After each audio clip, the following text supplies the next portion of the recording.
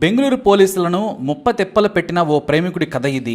ఈ ప్రేమ క్రైమ్ కథా చిత్రంలో ఏం జరిగిందో తెలుసుకోవడానికి తలలు పడిన అధికారులకు కూడా మొదట ఏమీ అర్థం కాలేదు. మరి అంతలా అతను ఏం చేశాడో చూద్దాం. బెంగళూరులోని హెసరకట్టలో నందనగౌడ అనే 27 ఏళ్ల రియల్టర్ ఉన్నాడు. చిన్న వయసులోనే రియల్ ఎస్టేట్ వ్యాపారం చేసి బాగానే సంపాదించాడు. ఇతనికి ఒక ఫంక్షన్లో రమ్య భోజరాజ్ అనే 24 ఏళ్ల యువతి పరిచయం అయింది. ఆ పరిచయం స్నేహంగా మారింది. ఇద్దరూ ఫోన్లో మాట్లాడుకుంటూ ఉండేవారు, చాట్ కూడా చేసుకుంటూ ఉండేవారు. ఆ తర్వాత 2 నెలలకు పర్సనల్గా ఒక గోల్డ్ రింగ్తో ఐ లవ్ యూ అంటూ మోకాళ్ల మీద కూర్చొని సినిమా రేంజ్లో ప్రపోజ్ చేశాడు. నువ్వు ఓకే అంటే జీవితాంతం నీ వెంటే నడుస్తానన్నాడు. అతను నచ్చాడు కాబట్టే నందన్తో స్నేహం చేసింది రమ్య. ఇక ఆ ప్రేమ పిలుపు కోసమే ఆమె కూడా ఎదురు చూసింది. నందన్ అలా సినిమా స్టైల్లో ఐ లవ్ యూ అని చేతి వేలుకు రింగు తొడగడంతో ఉబ్బి తబ్బిబ్బైపోయింది. ఆ వెంటనే సిగ్గుతో ఐ లవ్ యూ అంటూ రింగు తొడిగించుకుని గట్టిగా హక్ చేసుకుంది రమ్య. అలా ఏడాది పాటు ప్రేమ పక్షుల్లా తిరిగారు. రియల్ ఎస్టేట్లో బాగా సంపాదించిన డబ్బులతో మంచి పాష్ ఏరియాలో 3 బెడ్రూమ్ ఫ్లాట్ తీసుకున్నాడు నందన్. లక్షలు పోసి ఫర్నిచర్తో పాటు ఎంటర్టైన్మెంట్ కోసం ప్రొజెక్టర్ను కూడా ఏర్పాటు చేసుకున్నాడు. బెడ్రూమ్నైతే అందంగా అలంకరించి ఆమెకు మతిపోయేలా డెకరేట్ చేశాడు. ఇది మన భవిష్యత్తు రాణి మహల్ ఎలా ఉంది అంటూ రమ్యను గాల్లో తేలేలా చేశాడు. నందన్ ప్రేమకు కన్నీళ్లు పెట్టుకుంది రమ్య. నిజంగా నువ్వు నాకు దొరకటం అదృష్టం అంటూ హత్తుకుంది. ఆ తర్వాత అదే బెడ్ మీద అతనితో రొమాన్స్ చేసింది. అలా ప్రతి వీకెండ్ 2 రోజులు అక్కడే ఎంజాయ్ చేసేవారు నందన్ రమ్య. అయితే రమ్యకు ఇంట్లో పెళ్లి సంబంధాలు చూశారు. ఒక మంచి సంబంధం ఉందని రమ్య తండ్రి భోజరాజ్, తల్లి కళావతి చెప్పారు.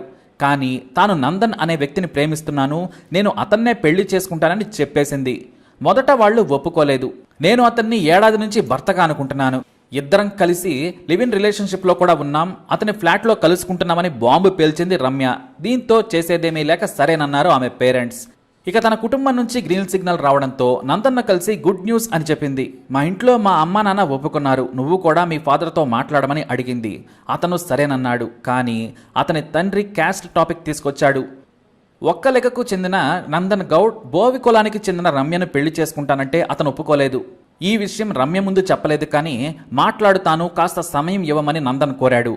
నందన్ తనతో పెళ్లికి రెడీ అంటూనే తన ఫ్లాట్లో రమ్యతో ఎంజాయ్ చేస్తూ ఉన్నాడు. కానీ పెళ్లి గురించి క్లారిటీ ఇవ్వకపోవడంతో ఆమెకు అనుమానం వచ్చింది.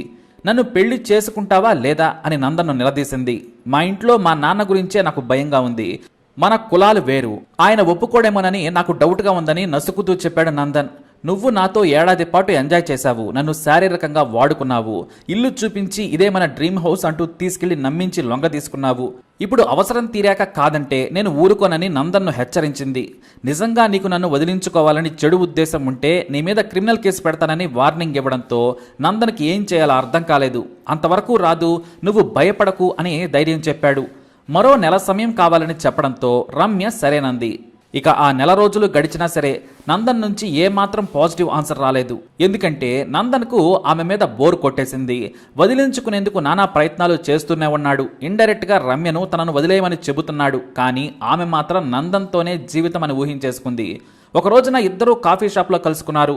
నన్ను నువ్వు మోసం చేస్తున్నావని భయంగా ఉందని వాదించింది రమ్య. అదేం లేదని చెప్పాడు. అలా అయితే మీ పేరెంట్స్కు ఇష్టం లేకున్నా పెళ్లి చేసుకుంటావా అని అడిగింది.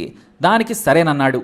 దీంతో వెంటనే బలవంతంగా మే 20, 2013న మహాలక్ష్మిలోని శ్రీనివాస టెంపుల్కు నందన్ను తీసుకెళ్లింది. అక్కడ పూజారితో మంచి రోజు చూపించుకుంది. మే 23న మంచి ముహూర్తమని చెప్పాడు. పెళ్లి చేసుకునేలా మ్యారేజ్ కూడా ఫిక్స్ చేయించేసింది. అతను మే 23న సూచించాడు. ఆ రోజే ముహూర్తానికి పెళ్లి చేసుకునేలా మ్యారేజ్ కూడా ఫిక్స్ చేయించేసింది. పూజారి కూడా ఇది దివ్యమైన ముహూర్తం, ఈ గడియలో పెళ్లి చేసుకుంటే మీరు నిండు నూరేళ్లు పిల్లా పాపలతో వర్ధిల్లుతారని దీవించేశాడు.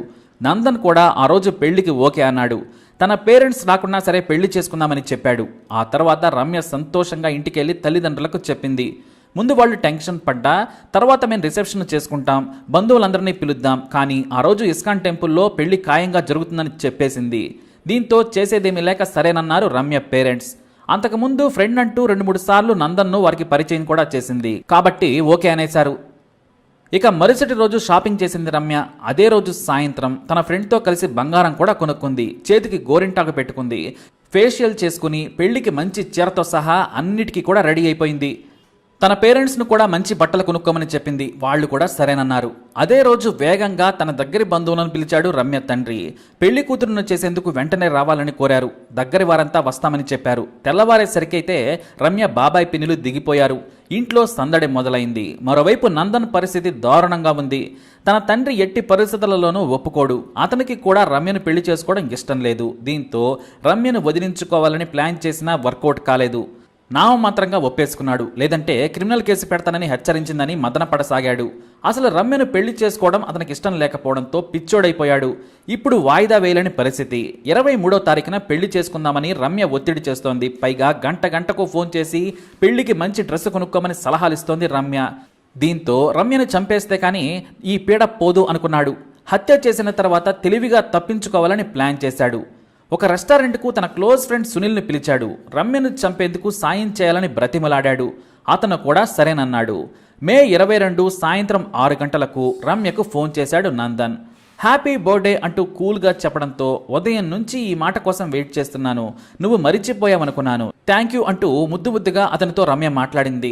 నీ పుట్టినరోజు ఎందుకు మరిచిపోతాను, పెళ్లి హడావిడిలో ఉండి చెప్పలేదు, వెంటనే జేపీ పార్కుకు రా, అక్కడ మనం షాపింగ్ చేద్దాం, అంతకంటే ముందు బర్త్డే ట్రీట్ అన్నాడు నందన్. ఆమె కూడా సరేనంది. ఆ వెంటనే రెడీ అయ్యి తాను నందన్తో షాపింగ్కు వెళ్తున్నానని తల్లికి చెప్పింది. ఇంటికి నందన్ వస్తాడు, ఏదైనా జ్యూస్ రెడీగా ఉంచాలని కోరింది. ఆమె తల్లి సరేనంది. జేపీ పార్కుకు వెళ్లేసరికి నందన్ తన స్నేహితుడు మంజునాథ్ కారుతో రెడీగా ఉన్నాడు. అక్కడ నుంచి నీకు రెస్టారెంట్లో మంచి బర్త్డే పార్టీ ఇస్తాను, అక్కడే భోజనం చేద్దామన్నాడు నందన్. ఆమె కూడా దానికి సరేనంది. మధ్యలో నా ఫ్రెండ్ సునీల్ వస్తాడని చెప్పాడు. సునీల్ కోసం ఓ చోట కారును ఆపాడు. అయితే సునీల్ అక్కడ కనిపించకపోవడంతో కారు దిగి పక్కనే ఉన్న చాట్ బండార్ దగ్గర చాట్ను ఆమెకు ఆఫర్ చేశాడు. ఆ తర్వాత పక్కనే ఉన్న షాప్లో 2 కూల్ డ్రింక్స్ కొన్నాడు నందన్. రమ్య చాట్ తిన్న తర్వాత కూల్ డ్రింక్ తాగమని ఇచ్చాడు. అయితే అప్పటికే రమ్య తాగే కూల్ డ్రింక్లో స్లీపింగ్ పిల్స్ పౌడర్ వేసేశాడు. దానిని తీసుకొచ్చి కారులో కూర్చున్న రమ్యకి ఇచ్చాడు. తాను డ్రైవర్ సీట్లో కూర్చొని సునీల్ కోసం వెయిట్ చేస్తూ ఉన్నాడు. సునీల్ వచ్చి కారులో వెనక సీట్లో కూర్చున్నాడు. ముందు కూల్ డ్రింక్ తాగుతూ మత్తులోకి జారుకుంది రమ్య. ఆ తర్వాత కారును గోరుగుంటలపాల్య అనే నిర్మానుష్య ప్రాంతానికి తీసుకెళ్లారు. కారులోనే మొబైల్ ఛార్జర్ వైరుతో రమ్య గొంతుకు ఉరేసి చంపారు. ఆ తర్వాత బాడీని కిందకు దించి ఆమె తలపై రాళ్లు వేసి కారులో వెళ్లిపోయారు. ఇక రాత్రైనా సరే రమ్య ఇంటికి రాకపోవడంతో ఆమె తల్లిదండ్రులు కంగారు పడ్డారు. రమ్య ఫోన్ స్విచ్ ఆఫ్ అని వచ్చింది. నందన్ నెంబర్ వారి దగ్గర లేదు. దీంతో రాత్రి వెయిట్ చేశారు. మొబైల్ ఛార్జింగ్ అయిపోయిందేమోనని అనుకున్నారు. రమ్య నందన్ దగ్గర ఉండొచ్చని అనుకున్నారు. కానీ ఉదయాన్నే నందన్ ఏమీ తెలియనట్లుగా వారింటికి వచ్చాడు. తాను నిన్న రమ్య కోసం వెయిట్ చేశాను, రాలేదు, ఏమైందని వారి తల్లిదండ్రులను అడిగాడు. రమ్య పేరెంట్స్కి ఏమీ అర్థం కాలేదు. దీంతో పోలీస్ కంప్లైంట్ ఇద్దామని రమ్య తండ్రి యశ్వంత్పుర పోలీస్ స్టేషన్కు వెళ్లాడు. అతనితో పాటు రమ్య బాయ్ ఫ్రెండ్ నందన్ కూడా స్టేషన్కి వెళ్ళాడు. రమ్య కనిపించడం లేదని కంప్లైంట్ రాసి ఇచ్చాడు ఆమె తండ్రి. రేపు పెళ్లి ఉండగా తమ కూతురు కనిపించడం లేదని ఆయన బోరున విలపించాడు. పెళ్లి గురించి వివరాలు తెలుసుకొని పెళ్లి కొడుకైన ఆమె ప్రియుడు నందన్ను ప్రశ్నించారు పోలీసులు. ఇక్కడ నుంచి కథలు అల్లేశాడు నందన్. నేను సాయంత్రం ఆమెకు ఫోన్ చేసి బర్త్డే ట్రీట్ ఇస్తానన్నాను, రమ్మని చెప్పాను. ఆమె తన ఫ్రెండ్ మేరాకు ఫోన్ చేసింది. ఆమె కూడా బర్త్డే ట్రీట్కి వస్తుందని రమ్య నాతో చెప్పింది. నేను చాలాసేపు రమ్య కోసం వెయిట్ చేశాను. ఫోన్ కలవకపోవడంతో పెళ్లి పనుల్లో బిజీగా ఉందేమోనని ఇంటికెళ్లాలని పోలీసులను తప్పుదోవ పట్టించాడు నందన్. ఇంతలో గుర్తు తెలియని బాడీ దొరికిందని వేరే పోలీస్ స్టేషన్ నుంచి యశ్వంతపుర పోలీస్ స్టేషన్కు సమాచారం వచ్చింది. 25 ఏళ్ల యువతి అని, డ్రెస్ కలర్ కూడా చెప్పడంతో తమ కూతురేనని రమ్య తండ్రి బోరున విలపించాడు. బాడీని స్వాధీనం చేసుకున్న పోలీసులు పోస్ట్ మార్టంకు పంపించారు. మరోవైపు నందన్తో పెళ్లి ఇష్టం లేని అతని తండ్రి ఏమైనా హత్య చేయించి ఉంటాడా అనే యాంగిల్లో కూడా పోలీసులు విచారణ మొదలుపెట్టారు. మరోవైపు రమ్య స్నేహితురాలు మీరా గురించి నందన్ చెప్పడంతో ఆమె దగ్గరకు 2 కానిస్టేబుల్స్ వెళ్లారు. అసలు మీరాకు ఫోనే లేదు. ఆమె ఫోన్లోని సిమ్ తీసేసి తన చెల్లెలు వాడుకుంటుందని విచారణలో తేలింది. మీరా సిమ్ను కూడా వేరే ఫోన్లో వేసి చెక్ చేశారు పోలీసులు. దీంతో నందన్ తప్పుదోవ పట్టిస్తున్నాడని పోలీసులకు అర్థమైపోయింది. వెంటనే స్టేషన్కు వచ్చిన సిబ్బంది నందన్ కావాలనే డ్రామాలాడుతున్నట్లుందని ఉన్నతాధికారులకు చెప్పారు. అంతే, అతని ఇంటికెళ్లి మరీ నందన్ను అదుపులోకి తీసుకున్నారు. ఎంత విచారించినా నందన్ తనకు ఏమీ తెలియదన్నాడు. తాను ఆ రోజు రమ్యను కలవలేదని, రమ్య మరణానికి బాధపడుతున్నానని కన్నీళ్లతో కబుర్లు చెప్పాడు. ఆ వెంటనే పోలీసులు అతన్ని కౌంటర్ చేసి పారేశారు. ఒక పేపర్ తీసుకొచ్చి అతని ముందు పెట్టారు. ఆ పేపర్లో రమ్యకు ఎన్నింటికి ఫోన్ చేసింది, రమ్యను కలిసిన తర్వాత ఎక్కడెక్కడ ఏ లొకేషన్లో ఎంతసేపు ఉందో కూడా డీటెయిల్స్ ఉన్నాయి. ఖచ్చితంగా రమ్య బాడీ ఉన్న చోట 18 నిమిషాల సేపు లొకేషన్లో నందన్ ఉన్నాడని తేలింది. ఆ తరువాత తమదైన శైలిలో విచారించడంతో నిజం చెప్పాడు.